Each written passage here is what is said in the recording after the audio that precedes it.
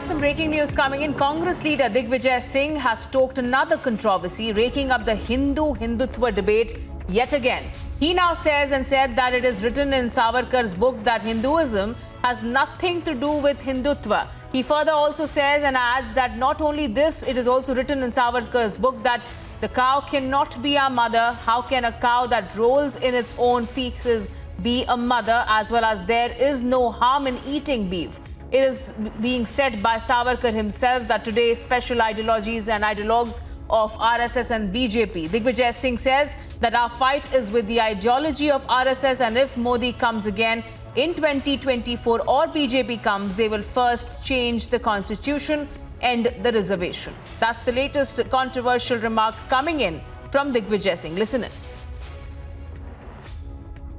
भारतीय संविधान सबसे पहले बदल दिया जाएगा, आरक्षण समाप्त हो जाएगा और पूरे तरीके से जो सहूलियतें मिली हुई हैं वो समाप्त हो जाएंगी, क्योंकि ये रशिया के प्यूटिन का और चीन का शी जिनपिंग का जो मॉडल है वो इन्होंने अडॉप्ट किया हुआ है। गरीब को सस्ता अनाज दे दो, गरीब को और कुछ दे दो, और कुछ चुने हुए लोगों को सारी कमाई दे दो। आज पूरे देश में केवल 15-16 लोग ऐसे बड़े उद्योगपति हैं जिनकी कोरोना के कार्यकाल में भी संपत्ति बढ़ी है। ये मॉडल है यूएसए का, रशिया का, जहां केवल कुछ लोगों की संपत्ति बढ़ती है, बाकी लोगों की घटती है।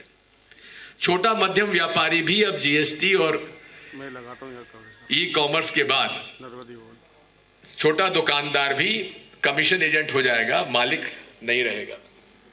ये सारी व्यवस्थाएं ये सामने आती जा रही हैं, इस बात को समझना पड़ेगा। Let me also go across to Aishwarya Kapoor joining us over the phone line. And Aishwarya, once again, Digvijay Singh coming out and stoking a controversy, raking up the Hindutva debate yet again. Well, absolutely. We need to understand that this is a deliberate attempt, or at least it seems like as a deliberate attempt to once again make those controversial statements which will create trouble, statements which will run tempers high, or basically make run tempers high. We've seen this particular Congress leader making similar comments earlier as well. But the irony is that every time you have elections coming along, and this time when you have in these very sensitive states of Uttar Pradesh, which is politically very sensitive, and then on the borderline state of Punjab, you see these kind of very aggravating statements being made.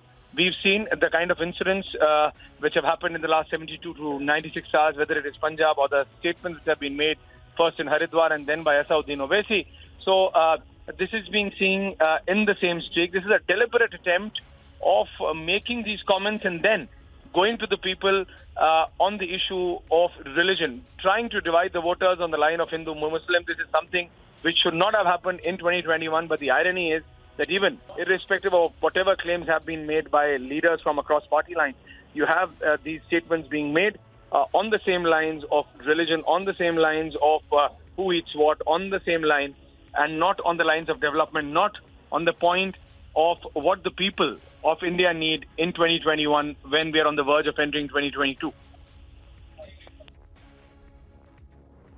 All right, stay with us, Aishwarya. We'll also listen into that excerpt of when Digvijay Singh also raised and compared what Savarkar had said in his book about Hinduism and how it has nothing to do with Hindutva. Listen in.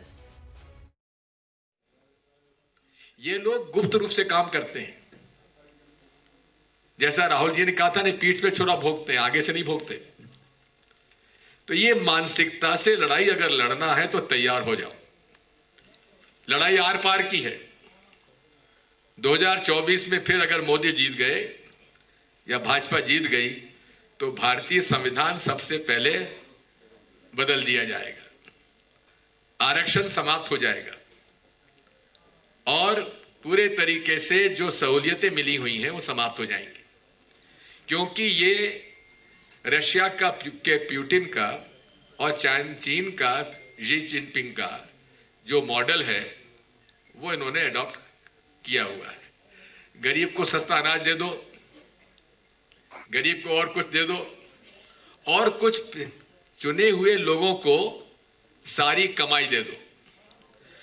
आज पूरे देश में केवल 15-16 लोग ऐसे बड़े उद्योगपति हैं जिनकी कोरोना के कार्यकाल में भी संपत्ति बढ़ी है। ये मॉडल है यूएसए का, रशिया का, जहां केवल कुछ लोगों की संपत्ति बढ़ती है, बाकी लोगों की घटती है। छोटा मध्यम व्यापारी भी अब जीएसटी और ई कॉमर्स के बाद छोटा दुकानदार भी कमीशन एजेंट हो जाएगा, मालिक नहीं रहेगा। ये सारी व्यवस्थाएं ये सामने आती जा रही है, इस बात को समझना पड़ेगा।